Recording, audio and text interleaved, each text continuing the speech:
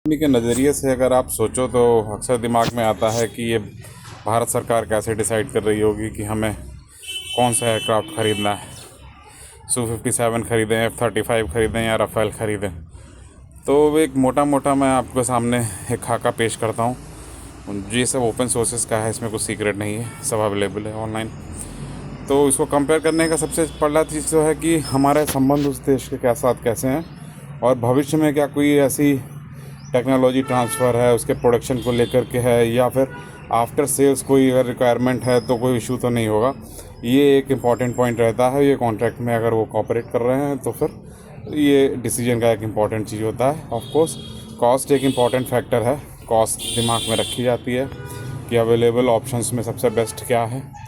फिर अगर कैपेबिलिटी की बात करें तो इन तीनों में जो राफ़ेल है ये ओमनी रोल एयरक्राफ्ट है, मतलब उसको बॉम्बिंग के लिए भी यूज़ कर सकते हो आप। ऑपरेशनल रेडनेस प्लेटफॉर्म, मतलब हथियार की तरह जगह जगह एयरक्राफ्ट रेडी करके खड़े किए जाते हैं जिनमें मिसाइल्स लगी होती हैं ऑलरेडी। तो कोई अगर दुश्मन देश का जहाज़ घुसने की कोशिश करता है तो ये उड़ जाते हैं और उनको घेरने की कोशिश करते हैं और उनको हवा में ही ख़त्म कर दिया जाता है।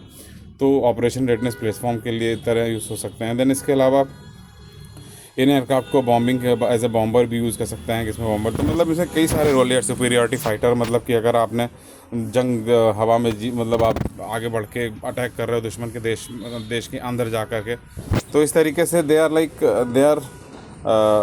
Are multi role, omni role aircraft सारे रोल को कर सकता है। तो जब Su-57 और इसमें कंपेयर करते हैं F-35 और राफ़ेल में, तो अभी प्रेजेंट सिनेरियो में जब फ्रांस टेक्नोलॉजी ट्रांसफ़र के लिए तैयार हो गया और इसका प्रोडक्शन हैदराबाद में होगा, तो ऐसी स्थिति में राफ़ेल जो कि एक ऑलरेडी फील्ड में टेस्टेड एयरक्राफ्ट है, तो इन गिवन ऑप्शंस में अच्छा ऑप्शन है। क्योंकि Su-57 जब रेडी होगा उसके बाद उसका क्या आउटपुट निकल के आएगा और हिंदुस्तान में क्या उसका परफॉर्मेंस रहेगा एंड एवरीथिंग।